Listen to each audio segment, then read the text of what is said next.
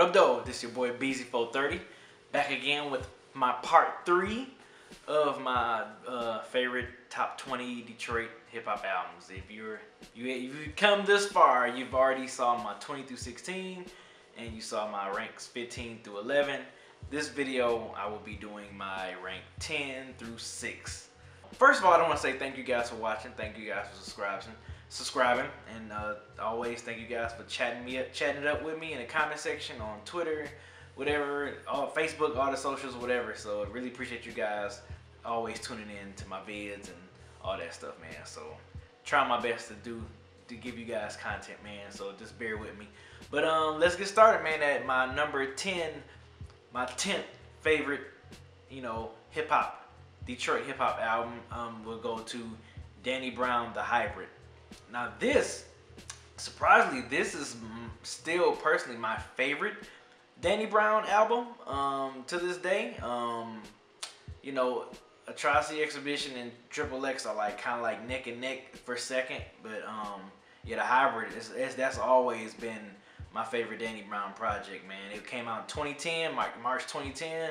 The year before, he came out with the Triple X that just took him to another level, man. So, but yeah, me personally, Danny Brown, The Hybrid. If you haven't checked that out, for fans who haven't checked it out, check it out. I know some people have liked him since Triple X. They went back and listened to a whole bunch of his mixtapes, Detroit State of Minds, the Hot Soup mixtapes. Oh man, he got so much. He's so much stuff. And then yeah, The Hybrid was like an album came out from the Rappers I Know imprint. So that was before he went to Fool's Gold. But yeah, man, Danny Brown, The Hybrid at my number 10. At number 9, I have J Dilla, Welcome to Detroit. This album, this was when J Dilla just left the Slum Village group. Kind of fresh off of him after leaving the group as as one of the main members of the group. It was still, I'm pretty sure it was still Slum Village. It was still family. They was still cool family. It wasn't nothing. I don't think it was no animosity, nothing like that. And I think J Dilla just wanted to kind of expand and started doing stuff differently musically, and you can tell that was a small little subtle start of musically where J Dilla was going with the music, man. I made his big, even though he was already starting on Slum Village Trinity album, but that was J Dilla on. Elzar was on that joint, Come Get Me. J Dilla really started experimenting with Sith type beats on that album a little bit. He had some soulful stuff on there, had some jazz stuff on there. But yeah, he was really starting to experiment a little more with that album, man. And he had some of my joints, man. As far as him on the mic, Give It Up.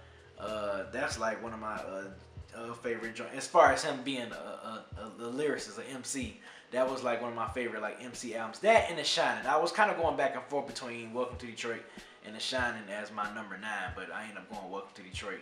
Kind of picked that one a little bit over that, but yeah, number 9, J Dilla, Welcome to Detroit. At number 8, Royce da 5'9", Layers. Man, for this dude to be like 6, 7, 8 albums in, at this point in his career, being in the industry for pretty much almost 20 years in the game, and for him to still make an album as amazing as Layers, man. This was another one where this was another spot where I was fighting between picking either Layers or Trust the Shooter, but that was more like a mixtape. I think with that album Layers, if y'all see my critique on that album on Dating Hip Hop when we reviewed it. But yeah, it was like he did a great job of kind of still giving me that bar exam, Royce da 5'9", but still showing me that he can craft songs, man, like amazing, like it was nothing. And this dude is still making crazy great albums, man. Even did a joint with Primo a couple years ago that I love, man, Prime. And he sounds like he in his prime this late in his career. It's like he's getting better and better and better, man. Like how many MCs can get that much better as a career progress? As long as he's been in the game and just still making amazing albums, man. Layers was so amazing, damn near unskippable album, man. So yes, definitely that's one of the newer albums that I'm putting in my list is this, man. So number 8, Royce da 5'9", Layers. At number 7, I have EleazarMatic. Man, like for this dude to really recreate Illmatic and still make it his own with a live band, live instrumentation, man. Well, shout out to Will Sessions on the instrumentation was so dope. And he ain't even sequenced it different. He ain't even sequenced it the same as the original Nas Illmatic sequence. So he kind of put songs in different, you know, it didn't start off with Detroit State of Mind, but then it didn't go into Life's a Bitch. It didn't go into The World's Yours. Then Halftime. Like, he switched it up, man. He switched up the sequence of it. Everything gave it a whole different feel. And Elzai, man, MC wise, Elzai was just like, Jesus Christ. He's still one of my like favorite MCs, man. That dude, still song concepts, everything, man. His storytelling on there, I was so glad he remade one of my favorite albums of all time, and Illmatic, and he just touched it up and made it his own, man. So yes, number 7, Elzai with Illmatic. And number 6, this is another one of the kind of more recent ones, I guess. Well, came out 4 years ago.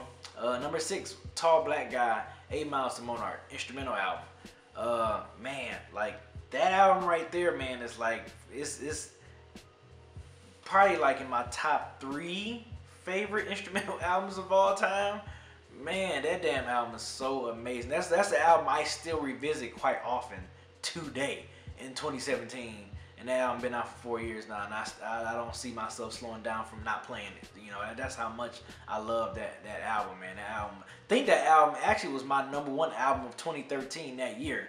You know, on Dead and Hip Hop, which is like, that was the first time an instrumental album made my album of the year. But that's how much I love that album, man. I still love it today. So yeah, Tall Black Guy from Detroit, currently living overseas in the UK, but you know, he's just like myself, born and raised, bred Detroit, man. So there you go. Number 6, Tall Black Guy, 8 Miles to Monarch.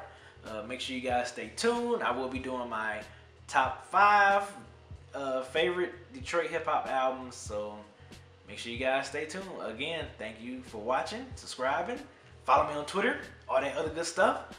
But yeah, till then, next time, I'll check y'all out later, man. It's your boy Beezy430. Peace.